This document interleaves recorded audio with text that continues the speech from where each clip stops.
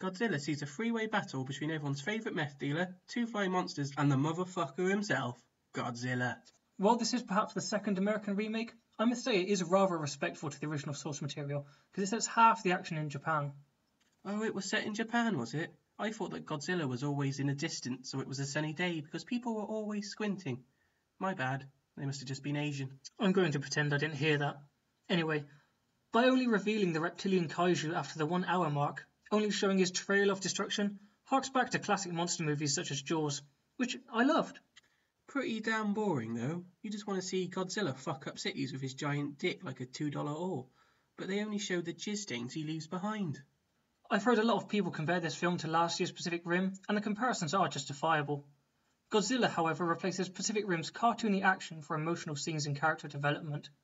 Bryan Cranston gives his best performance since Breaking Bad, but unfortunately, he isn't in the film for long enough. The kick-ass kid was no replacement to Heisenberg. Okay, he isn't the best actor, but he has put on a lot of muscle since the Kick-Ass film. He plays the character kind of blandly, but he's a Marine, so it actually does make sense when you think about it.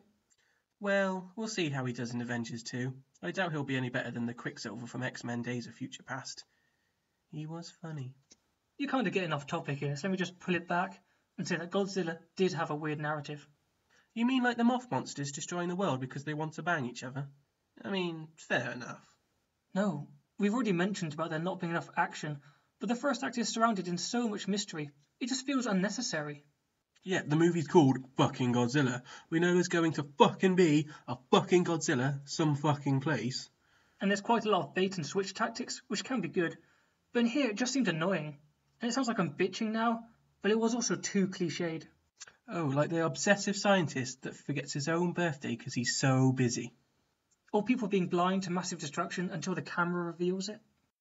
Radios giving away someone's position when they're trying to hide.